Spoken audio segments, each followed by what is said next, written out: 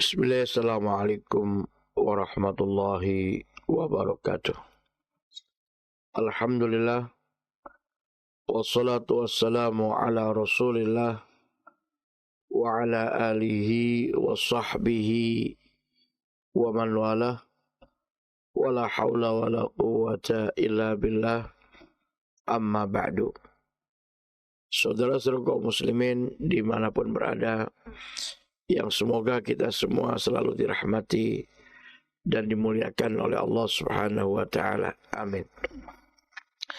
Setelah kita mengucap syukur kehadirat Allah Subhanahu wa taala dan bersalawat atas nabinya sallallahu alaihi wasallam, tema kita kali ini adalah tafsir Al-Qur'an surat Al-Qamar mulai dari ayat yang ke-18 hingga ayat yang ke-22-nya. Allah Subhanahu wa taala berfirman, A'udzu billahi minasyaitonir rajim. Kadzabat 'adun fa kaifa kana 'adzabi wa nudhur. Kadzabat telah mendustakan 'adun, yaitu yang dilakukan oleh kaum 'Ad. Dalam hal ini kaum 'Ad adalah umatnya Nabi Hud alaihissalam, hidup setelah zamannya umatnya Nabi Nuh alaihissalam. Artinya dari generasi ke generasi ternyata terulang sunnatullah, apa yang telah Allah tetapkan, di mana mereka umat manusia begitu mudah untuk lalai dan lengah, sehingga peristiwa apa yang telah terjadi di masa lalu mereka tidak peduli lagi untuk mengambil hikmah ataupun pelajaran daripadanya. Sehingga umatnya Nabi Hud alaihissalam yang disebut dengan kaum 'Ad ini pun sama, mendustakan Rasul yang Allah utus di tengah-tengah mereka, mendustakan kebenaran, mendustakan risalah dari Allah Subhanahu wa taala. Mereka menjadi manusia-manusia yang kafir, manusia-manusia yang musyrik, manusia-manusia yang sesat, dan bahkan menyesatkan umat. Maka kata Allah, fakaifa kana adzabi, fakaifa maka bagaimana, kana adalah adzabi, azab siksaanku yang Allah timpahkan kepada kaum 'Ad tersebut, yang sangat mengerikan dan sangat dahsyatnya, luar biasa. Wa nuzur, dan begitu pula peringatan ataupun ancaman yang Allah berikan kepada mereka, tentu melalui Rasulnya. Allah Subhanahu wa taala kemudian menggambarkan situasi yang menimpa kaum 'Ad saat itu. Inna, sesungguhnya kami Allah, arsalna, kami Allah telah mengirim, alaihim, atas mereka, rihan, berupa angin yang sor-soran, sangat kencang, sangat keras, dan bahkan sangat dingin, disebut dengan sor-sor.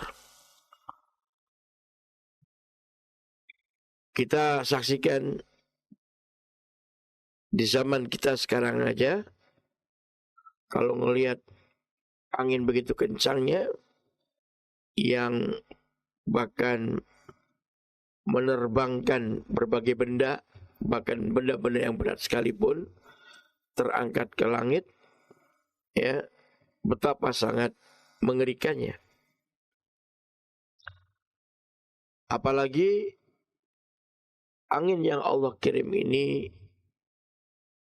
yang disebut dengan sor-soron, yaitu angin yang sangat dingin dan sangat kencang tiupannya, yang sehingga ya terjadi fi yaumi nahsin, di hari yang sangat naas, penuh dengan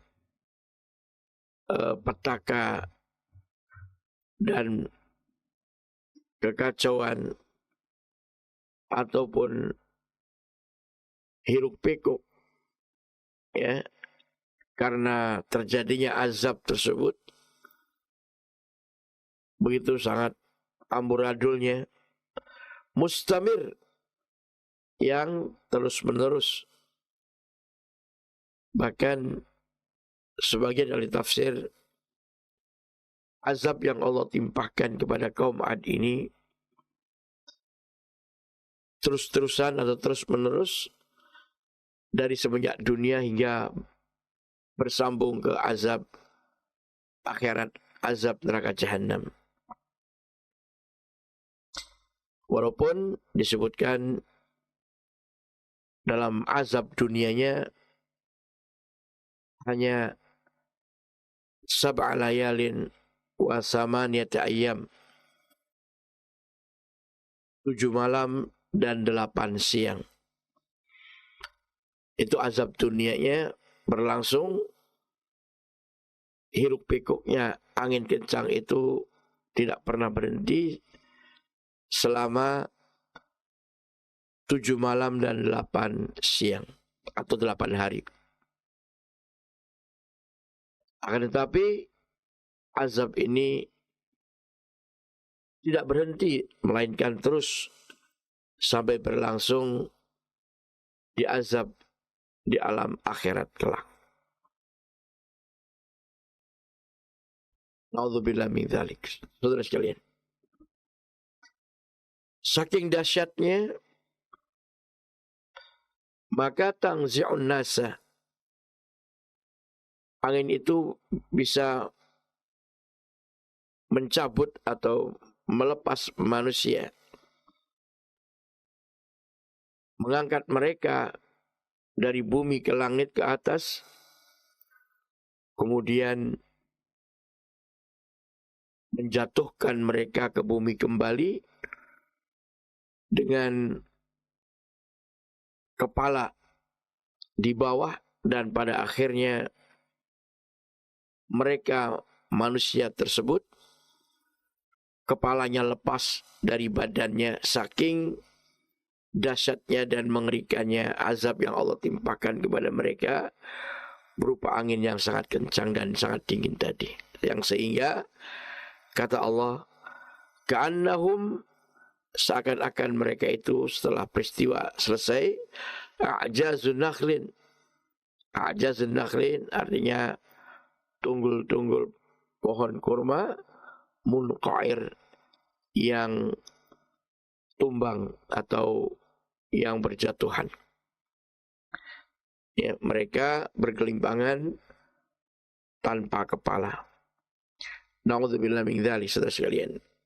Mengerikannya sangat luar biasa. Dahsyatnya angin yang sangat kencang tadi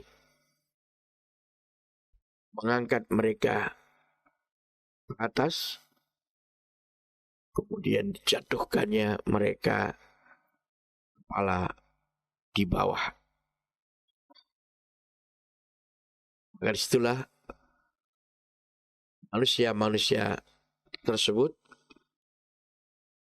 ya, seperti tunggul pohon kurma yang tumbang, ya, bergelimpangan tanpa kepala. Kepalanya sudah lepas dari badan mereka masing-masing. Fa kaifa kana adzabi wa nuzur. Fa kaifa, maka bagaimana, kana adalah azabi, azab sisaanku kata Allah, wa nuzur, dan ancaman-ancaman atau peringatan-peringatan aku kata Allah Subhanahu wa taala. Jangan sampai diremehkan dan dianggap sepele ancaman dan azab Allah ini. Dan itu sunatullah, ketetapan Allah yang pasti akan terjadi, ya, manakala hamba berbuat kekafiran, berbuat kesyirikan dan kesesatan, penyimpangan dari syariatnya, itu pasti akan menuai azab Allah dan murkanya, baik dunia juga sampai akhiratnya. Naudzubillah min dzalik. Lalu Allah Subhanahu wa taala memberitahukan kepada kita agar kita selamat dari itu semua, maka Allah isyaratkan, walaqad yassarnal Qur'an, walaqad dan sungguh-sungguh, yassarna kami Allah menjadikan mudah Al-Quran, yaitu Al-Quran tersebut,